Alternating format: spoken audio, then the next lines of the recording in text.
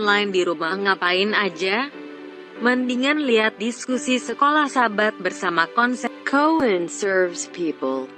Supaya hari Sabat bisa berdiskusi pelajaran sekolah Sabat di gereja dengan baik dan benar, jadi iman pun akan semakin bertumbuh.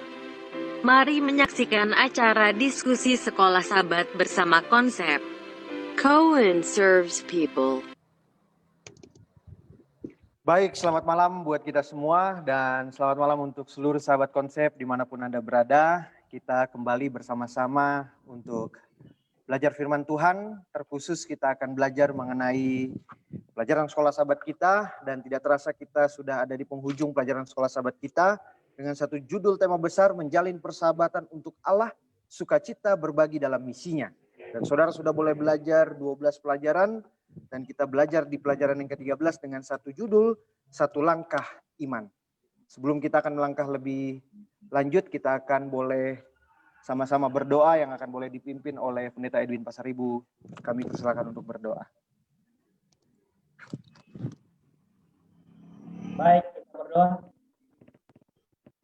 Tuhan di sorga, terima kasih pada kami boleh bersyukur, boleh bersama-sama untuk belajar firman Tuhan bersama dengan konsep dan juga sama-sama konsep dalam program belajar bersama dan belajar bersama. Biarlah Tuhan urapi kami dengan Roh Kudus-Mu agar ketika kami belajar firman-Mu yang akan didahului Pendeta George, Tuhan akan memberkati kami, urapan dari surga menjadi bahagian kami, sehingga pengertian pemahaman akan menjadi bahagian kami pada diskusi sekolah sahabat ini, sehingga iman kami semakin dikuatkan dan kami boleh dipersiapkan untuk menyambut akan Tuhan yang tidak lama lagi. Dan juga Tuhan, kami juga berdoa segala perangkat yang kami gunakan boleh Tuhan berkati dan bahkan jauhkan dari masalah-masalah sehingga acara ini boleh berjalan dengan baik. Ampuni kami Tuhan dan segala dosa kami karena kami berdoa di dalam nama Yesus kami berdoa. Amin. Amin. Terima kasih Pendeta Edwin. Sudah boleh mengawali dengan doa buka. Saat ini kita akan boleh mendengarkan beberapa penjelasan secara ringkas yang akan boleh dibawakan oleh Pendeta Muda George yang akan boleh memimpin kita di dalam diskusi atau belajar sekolah sahabat kita pada pelajaran yang ke-13 dan juga akan boleh dibantu dengan Pendeta Pardosi yang juga akan boleh memberikan beberapa tambahan sehubungan dengan pelajaran sekolah sahabat dan juga dibantu oleh sahabat-sahabat konsep yang lain. Jikalaupun ada tambahan dan pertanyaan-pertanyaan yang akan disampaikan sehubungan dengan pelajaran sekolah sahabat, maka kita akan berdiskusi bersama supaya saudara yang boleh menonton di YouTube nanti ataupun di Facebook mengerti betul dan jelas apa pelajaran sekolah sahabat yang akan kita bisa pahami di dalam 13 pelajaran yang telah kita pelajari. Saya kasih kesempatan dan waktu ini kepada Pendeta Muda George Sampubolon. Baik, terima kasih atas kesempatannya Pastor Alex telah diberikan kepada saya. Pada saat ini, sahabat konsep, kita akan kembali belajar atau dari buku sekolah sahabat kita yang sudah memasuki pelajaran yang ke-13, satu langkah iman. Sebelum saya menyampaikan untuk beberapa materi, saya akan bacakan ayat hafalan yang terdapat di dalam Filipi 2 ayat 5 sampai 7. Saya akan bacakan untuk saudara. Hendaklah kamu dalam hidupmu bersama menaruh pikiran dan perasaan yang terdapat juga dalam Kristus Yesus, yang walaupun dalam rupa Allah tidak menganggap kesetaraan dengan Allah itu sebagai milik yang harus dipertahankan, melainkan telah mengosongkan dirinya sendiri dan mengambil rupa seorang hamba dan menjadi sama dengan manusia. Ayat inti ini atau ayat hafalan ini sangat penting untuk melangkah kepada pembelajaran kita di satu minggu ini. Karena ini kita akan belajar dari satu contoh Tuhan kita, Yesus Kristus, yang pada saat menjadi manusia, ia telah melakukan satu pengorbanan yang besar. Ya, di mana dikatakan ia mengosongkan dirinya, suatu posisi yang begitu luar biasa di surga, dia harus tinggalkan. Dia mau lepaskan itu semuanya dengan satu tujuan, yaitu untuk membawa keselamatan bagi manusia. Dan inilah yang kita akan contoh bagaimana Tuhan itu melayani, sebagaimana kita juga akan melayani ataupun melayani. Dan kita akan mulai dari bagaimana kasih pengorbanan diri Yesus, ya, bagaimana dia memiliki satu kekekalan bersama-sama dengan Allah Kristus yang hidupnya begitu luar biasa di surga. Dia mau tinggalkan dan bahkan pada saat ia menjalani kehidupan di dunia pun itu sangat berisiko bahwa ia pun bisa saja mengalami kegagalan, karena kita tahu sama-sama bahwa Yesus datang ke dunia ini pun sebagai manusia yang 100%. Artinya ia pun bisa dimungkinkan mengalami kegagalan. Tetapi kita tahu sama-sama juga bahwa Kristus itu mampu, bahkan dikatakan tidak berdosa. Bahkan misinya ia bisa lakukan dengan luar biasa, dengan kasihnya kepada kita yang kita bisa contohkan. Dan poin yang kedua yaitu bagaimana panggilan dan komitmen. Kita bisa lihat di dalam Matius 4 ayat 18 sampai 20 bagaimana satu contoh itu diberikan dari kehidupan seorang Petrus dan kehidupan Yohanes. Mereka dipanggil oleh Yesus untuk mereka menjadi penjala manusia. Mengingat memang Petrus dan Yohanes ini adalah sebagai penjala ikan, seorang nelayan, tetapi mereka mau berada di dalam satu komitmen untuk merespon akan panggilan Tuhan. Dan itu semuanya kita bisa lihat bagaimana Allah melakukan satu panggilan yang tentunya kita bisa lihat kaji bagaimana Petrus maupun Yohanes itu sendiri itu bukan satu hal yang ujuk-ujuk dia langsung mau, tetapi tentunya Petrus dan Yohanes telah melihat bagaimana kasih pelayanan Tuhan, bagaimana pribadi dari Tuhan Yesus di dalam pelayanannya. Dan yang ketiga, ini perihal Paulus, bagaimana dia dikatakan sebagai bejana pilihan Allah. Dan melalui Paulus juga kita lihat bagaimana Paulus di dalam kehidupannya melayani Tuhan, bahkan sampai satu sejarah mencatatkan bahwa ia meninggal sebagai martir, bagaimana dia meninggal dengan kepala yang dipancung. Tapi terlepas daripada itu semuanya, yang saya mau sampaikan bagaimana Paulus setia dalam panggilannya, sampai akhir hayatnya pun dia setia. Dan begitu jugalah di dalam ia melayani dan semua para rasul melayani, yaitu dengan mencontohkan bagaimana kasih selalu mereka tunjukkan, ya. Dan bahkan di dalam setiap tindakannya kasih itu bisa selalu disampaikan dan bisa dibagikan kepada orang lain. Itulah yang namanya berkomitmen di dalam kasih, ya. Bagaimana kita juga manusia yang ada dalam melakukan satu langkah iman ini harus bisa berbagi di dalam kasih. Jadi demikianlah saya bisa bagikan dalam waktu yang singkat ini perihal satu langkah iman. Saya kembalikan kepada pembawa acaranya. Baik, terima kasih Pendeta Muda George dalam memberikan pemaparan dari pelajaran sekolah sahabat kita ini dalam satu minggu yang siokianya kita selesaikan di hari Jumat, tetapi kita diskusikan lebih maju, maka kita bisa dapatkan di dalam satu judul satu langkah iman ini ada satu kerangka yang mau ditangkap untuk kita pelajari, ya pelajaran sekolah sahabat kita ini terapkan ya, atau bagikan kepada kita nanti juga yang akan diteruskan di gereja kita masing-masing. Di sini mengenai yang tadi disampaikan ada penjelasan yang Pendeta Muda George sampaikan bahwa panggilan komitmen itu yang pertama-tama Tuhan sudah implementasikan, makanya dia turun ke dunia ini dan dilanjutkan kepada Petrus, Yohanes, dan Paulus. Dan itu juga yang akan boleh kita teruskan sekarang mengenai panggilan ini untuk saya yakin dan percaya menestafetkan iman yang telah sudah direpresentasikan oleh pendahulu-pendahulu kita apa yang dicatatkan dalam Alkitab. Dan ini menjadi satu langkah iman, makanya disebut satu langkah iman. Nah, inilah yang menariknya dalam pelajaran sekolah sahabat kita, bagaimana poin inilah yang mau ditekankan mengenai panggilan komitmen itu sendiri. Kira-kira dari sahabat-sahabat konsep yang melihat pelajaran sekolah sahabat kita ini ada sesuatu yang unik berbeda yang saudara dapatkan di sana, sehingga membuka wawasan kita lebih dalam mempelajari dengan satu kata, satu langkah iman ini apa yang saudara bisa bagikan supaya kita lebih memahami lebih baik dalam hal ini.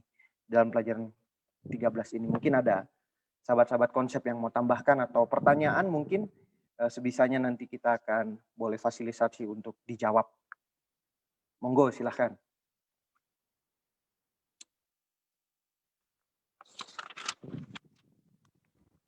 Baik, mungkin dari saya yang pertama menambahkan sedikit pelajaran kita yang saya dapat dari pelajaran kita sepanjang satu pekan ini.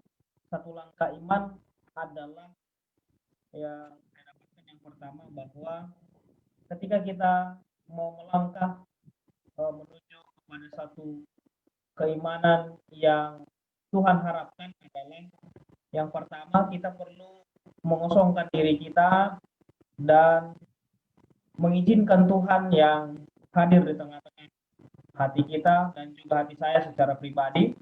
Dan saya lihat di dalam pelajaran kita ini bahwa Yesus pun memberikan contoh kepada umat-umat Tuhan, umat-umatnya ketika dia berada di dunia ini.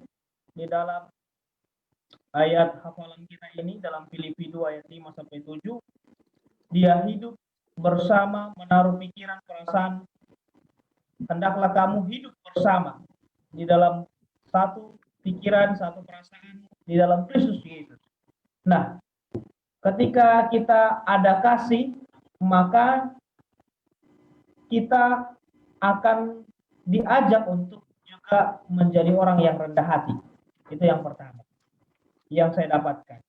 Jadi kalau kita tanpa kasih atau kalau kita tanpa kerendahan hati, maka kita tidak akan pernah mengasihi.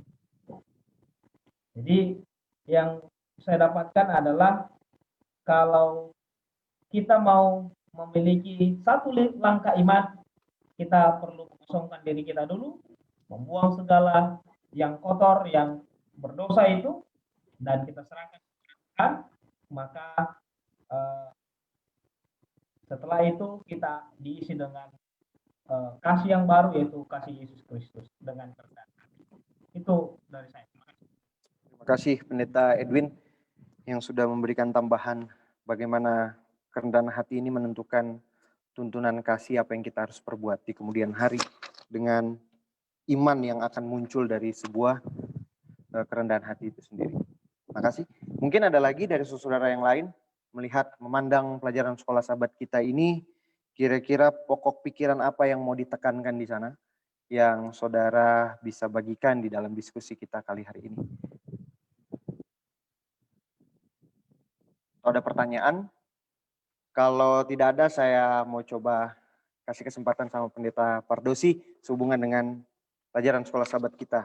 Silakan Pendeta. Baik, selamat malam saudara-saudara, sahabat konsep, Malam. dan selamat pagi, siang, kapanpun saudara melihat rekaman ini. Ya. Dalam bahasa Inggris sebenarnya judul sekolah sahabat ini bukan a step of faith, tapi a step in faith. Sebuah langkah yang dilakukan di dalam iman. Jadi bukan satu langkah iman, tapi satu langkah di dalam iman. Artinya apa? Setiap tindakan-tindakan kita itu harus didasarkan kepada keimanan kita kepada Tuhan. Jadi kita tidak akan pernah melangkah di luar yang namanya iman. Jadi setiap langkah kita itu harus ada di dalam apa? Di dalam iman. Dan dijelaskan dalam pelajaran sekolah sahabat kita ini tentang bagaimana sih melangkah di dalam iman itu, ya diberikanlah contoh yang terbaik adalah Yesus Kristus ya. Berkorban, mau menderita, mau menjadi susah demi orang lain. Itu tidak bisa dilakukan kecuali di dalam iman kita kepada Tuhan. Tidak bisa. Mau menginjil kepada orang lain. Dipanggil untuk menjadi penjala manusia, pengalaman murid-murid, itu kan 2 kali harus dipastikan sama Yesus. Apakah memang murid-murid itu mempunyai sebuah komitmen untuk menjadi penjala manusia, itu kan dipastikan oleh Yesus 2 kali. Bahkan kepada Petrus yang sudah pernah menyangkal Yesus 3 kali, maka Yesus pun harus memastikan itu 3 kali juga. Karena di luar iman ini tidak mungkin bisa dilakukan. Nah, dalam konteks sekolah sahabat kita ini kan, setelah kita menerima keselamatan, meyakini keselamatan yang diberikan kepada kita oleh Yesus Kristus, maka kan kita harus pergi untuk membawa keselamatan itu kepada orang lain. Dan itu bisa terjadi hanya di dalam iman kita. Di luar iman tidak bisa. Nggak bisa. Jadi hanya di dalam apa? Di dalam iman gitu. Jadi terjemahan judul ini dampaknya bisa berbeda jauh sekali. Ya, 1 langkah iman dengan 1 langkah di dalam iman itu berbeda sekali. 1 langkah iman itu ya contohnya apa sih 1 langkah iman itu? Ya, tapi kalau 1 langkah di dalam iman itu artinya bahwa apapun tindakan kita, apapun aktivitas kita itu, memang itu kita lakukan di dalam iman kita kepada siapa? Kepada Yesus Kristus. Nah, di situ dalam pelajaran kita itu kan ada 2 hal yang penting ya. Masalah komitmen, dan komitmen itu dasarnya harus kasih. Komitmen apa ini? Ya, komitmen itu kan 2. 1, komitmen kesetiaan kita kepada Tuhan, dan komitmen kerinduan kita untuk membawa Injil ini kepada orang lain. Kan itu komitmen yang mau disampaikan kepada kita. Komitmen kita untuk mengasihi Tuhan, itulah kesetiaan kita untuk menurut perintah Tuhan, dan komitmen kita untuk membawa Injil ini kepada apa? Kepada orang lain. Nah, komitmen itu dasarnya harus apa? Ini yang bagian kedua, kasih. Komitmen yang tidak didasarkan kasih, maka komitmen itu tidak akan bertahan. Ya, komitmen itu dasarnya harus kasih, dan itulah inti pelajaran sekolah sahabat kita di pelajaran yang terakhir ini. Jadi komitmen dan kasih itu bisa kita lakukan kalau itu kita lakukan di dalam iman. Di luar itu nggak bisa. Nggak bisa. Nanti yang ada cuma kamuflase komitmen dan kasih saja. Ya, tidak akan bertahan. Ya, karena di luar apa? Di luar iman. Baik, mungkin itu yang saya bisa tambahkan untuk membuka pikiran kita malam ini. Siapa tahu ada yang mau bertanya. Oke, baik. Terima kasih, Sir. Bagaimana kerangka berpikir yang tadi dijelaskan bahwa landasan dari sebuah komitmen itu adalah kasih itu sendiri ya, Sir ya. Bagaimana kita bisa mendapatkan komitmen ya dari kasih. Bagaimana panggilan kita kepada suatu komitmen pelayanan sama Tuhan. Kira-kira dari pembahasan pelajaran sekolah sahabat kita ini, sahabat-sahabat konsep menemukan ada beberapa pertanyaan yang mungkin masih sulit dipahami untuk sahabat-sahabat kita yang mungkin belajar. Ada 1 poin yang mungkin mau ditanyakan, kami persilahkan mau disampaikan di grup ini. Atau ada tambahan, monggo silahkan.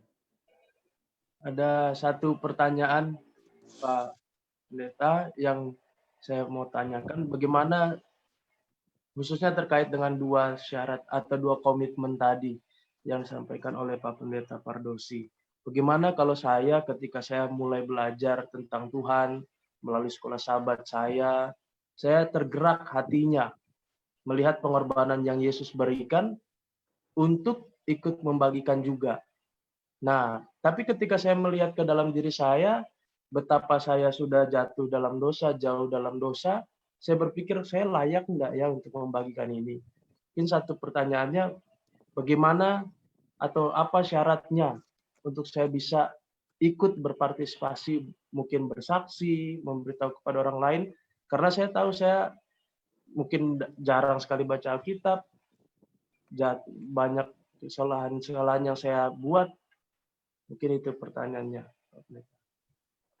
Oke, baik. Terima kasih. Kita coba kasih kesempatan kepada Pendeta Muda George Tampu Bolon untuk menanggapi atau merespon hal tersebut. Pertanyaan dari Pendeta Muda Jeremy. Bagaimana kelayakan kita untuk bisa menyampaikan, bersaksi, tetapi seolah kelayakan diri kita pun masih dipertanyakan, kurang lebihnya begitu ya, untuk bersaksi mengenai Tuhan. Silakan Pendeta Muda George.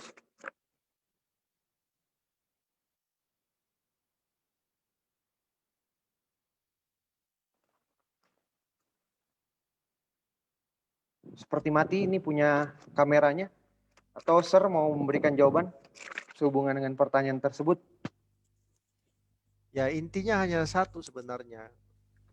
Murid-murid itu kan tidak ada juga yang layak gitu.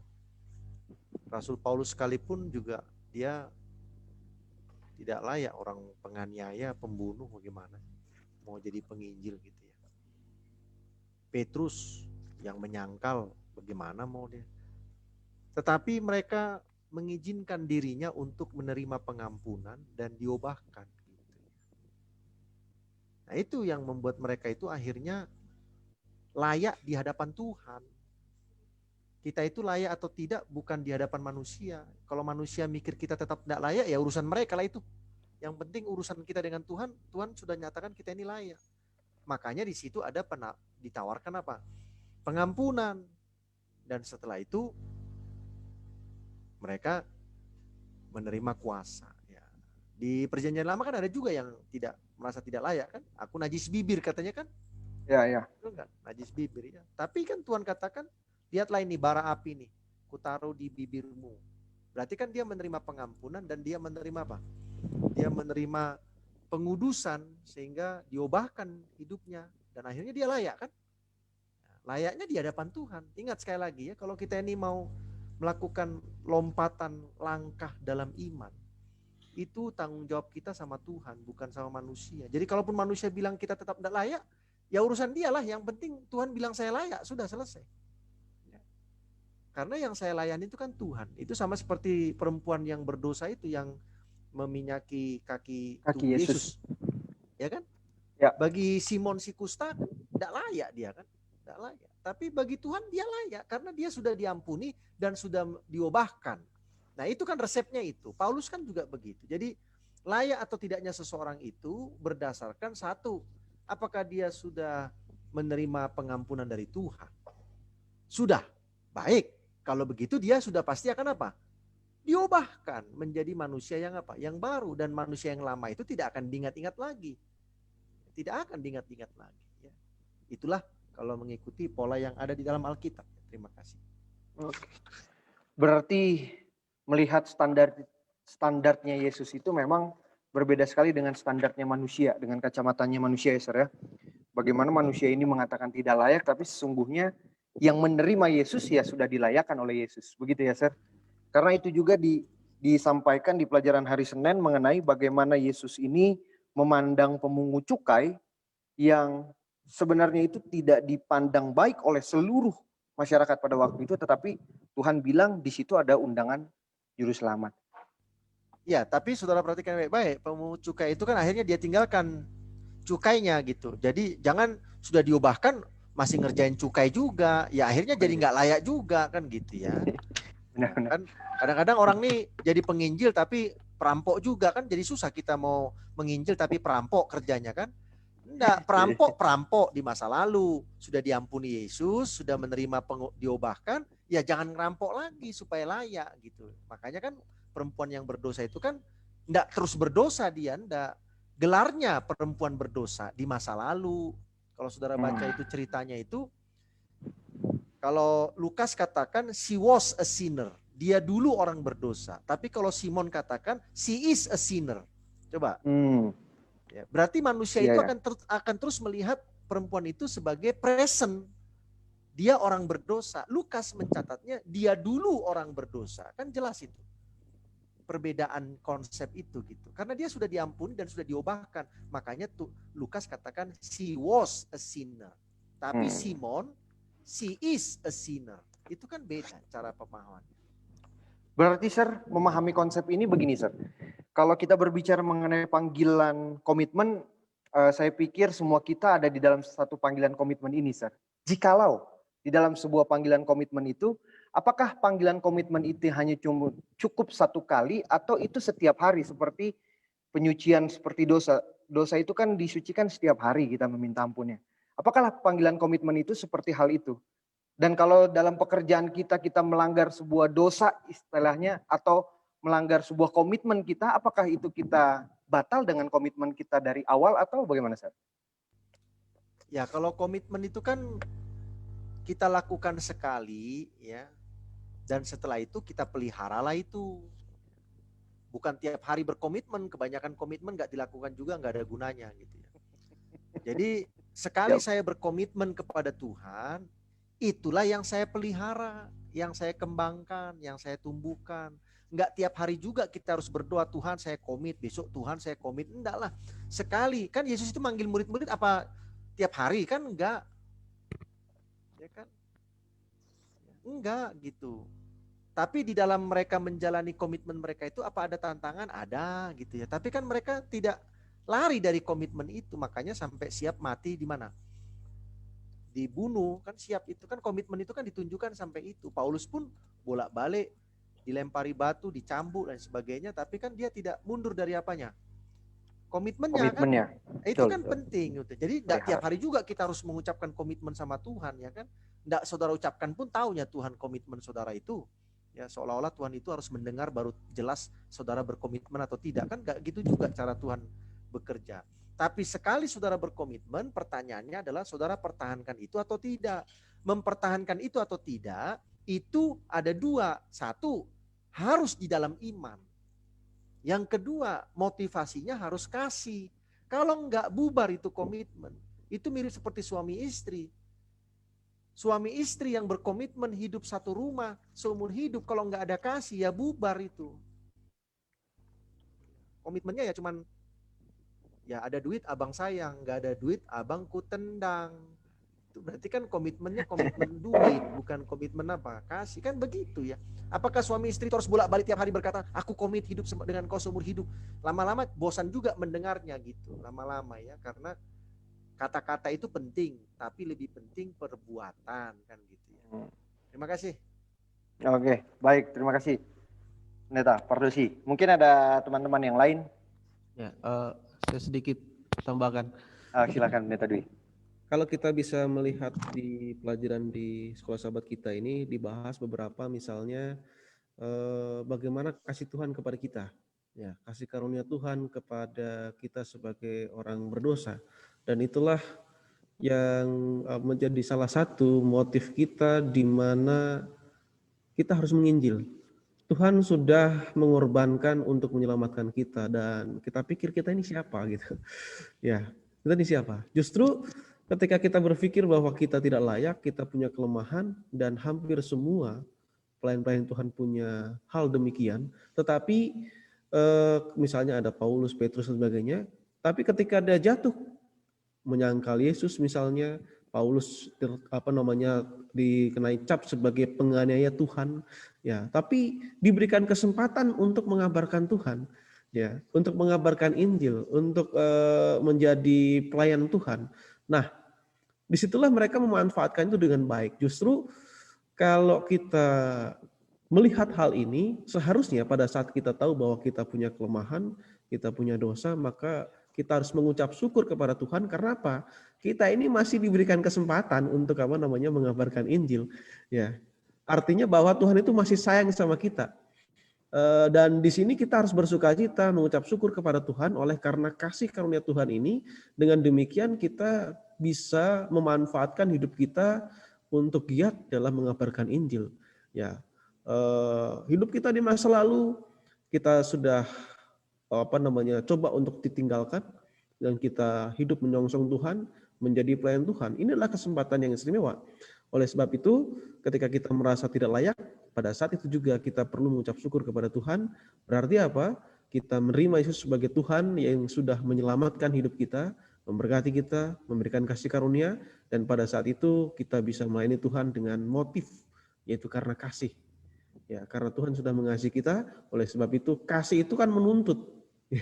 Kasih itu kan menuntut supaya apa? Ada timbal balik kepada Allah.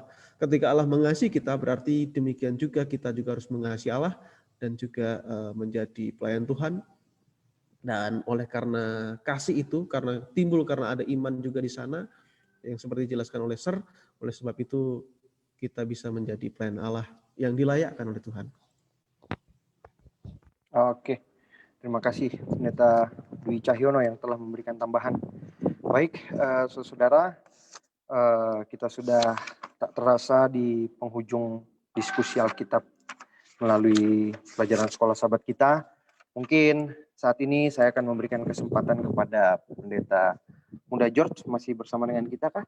Untuk memberikan closing statement. Kalau tidak ada, saya... Ya, Oh, ada? baik. Jadi Silakan. untuk berjalan di dalam iman, langkah-langkah iman kita, maka perlu yang namanya komitmen kepada Tuhan. Dan juga dalam menjalankan komitmen itu perlu ada dasar kasihnya kepada Tuhan juga.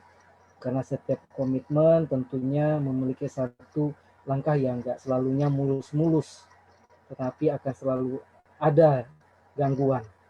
Bahkan ratap tangis terkadang terjadi di dalam menjalani satu pelayanan ataupun kehidupan kita. Tetapi biarlah kita menjalani kehidupan itu tetap dengan iman dan kasih dan berpengharapan kepada Tuhan saja. Itu saja yang sudah saya sampaikan. Terima kasih Pendeta Muda George dalam closing statement-nya dalam pelajaran sekolah sahabat kita. Saya minta Pendeta Pardosi untuk menutup closing statement dari diskusi kita.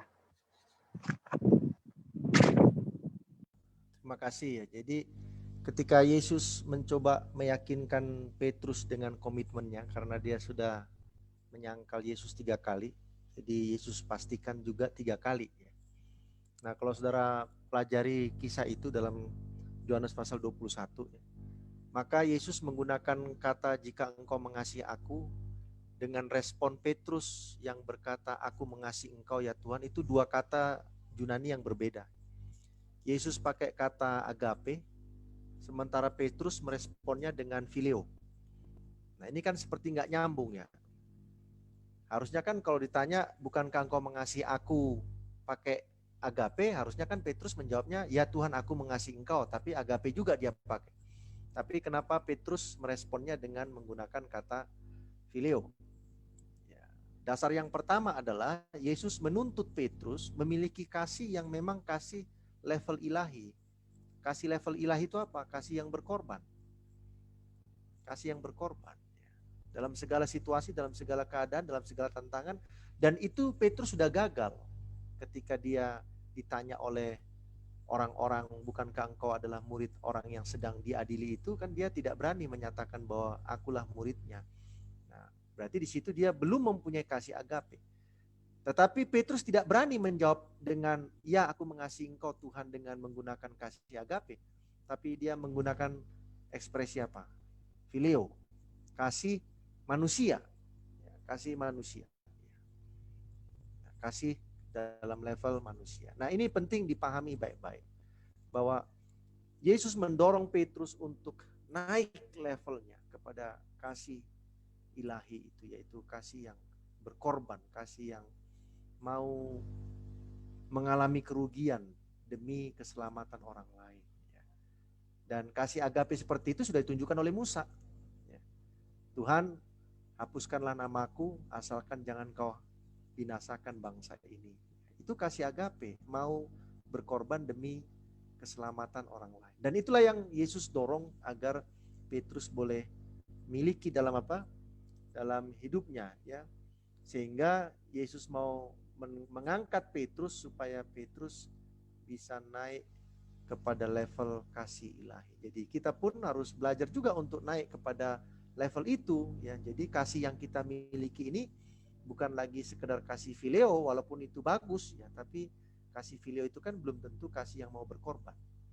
Ya, belum, karena itu adalah kasih persaudaraan, kasih kakak beradik, kasih saudara-saudara. Tapi belum tentu kasih agape. Terima kasih. Baik, terima kasih. Pekabaran yang sangat baik, memberikan makna lebih dalam sehubungan dengan pelajaran sekolah sahabat kita ini, yang tadi boleh disampaikan oleh Pendeta Muda George dengan materinya yang diambil dari diskusi sekolah sahabat kita ini, pelajaran 13, dan ditutup oleh Pendeta Pardosi, bagaimana kasih yang mau ditekankan adalah kasih yang agape yang perlu direspon ya, sebagaimana tadi disampaikan. Baik, demikian rangkaian diskusi pelajar Alkitab kita melalui sekolah sahabat. Saya mau kita sama-sama berdoa untuk bisa menutupnya. Saya undang Pendeta Muda Abigail Siombing boleh pimpin kita dalam doa. Mari kita berdoa. Bapa kami di surga, terima kasih karena kesempatan kami hamba-hamba Tuhan boleh merenungkan firman Tuhan, berdiskusi dari pelajaran sekolah sahabat terakhir dari triwulan ketiga yang merupakan satu panggilan bagi kami semua dan umat-umat Tuhan untuk mengingat kembali komitmen kami untuk melayani Tuhan. Pengorbanan-pengorbanan yang Yesus sudah tunjukkan, biarlah itu kembali kami renungkan, agar kami dapat terus menunjukkan kasih kami melalui pengorbanan yang dapat kami berikan kepada pekerjaan Tuhan untuk kemuliaan nama Tuhan. Bapa di surga, bantu kami untuk boleh menjalankan komitmen kami, untuk selalu setia dalam pekerjaan Tuhan. Dan melalui pelajaran malam hari ini juga Tuhan, biarlah Tuhan berkati kami melalui pelayanan kami masing-masing bagi para hamba-hamba Tuhan, pendeta-pendeta muda, dan pendeta Pardosi dalam pelayanannya di Universitas Advent Indonesia. Tuhan, malam hari ini kami mau serahkan hidup kami dalam tangan-Mu. Berkatilah kami Tuhan. Dalam nama Yesus kami sudah berdoa. Amin.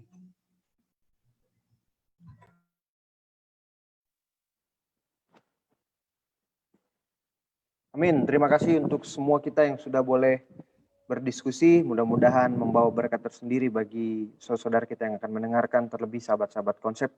Selamat malam, Tuhan memberkati kita semua.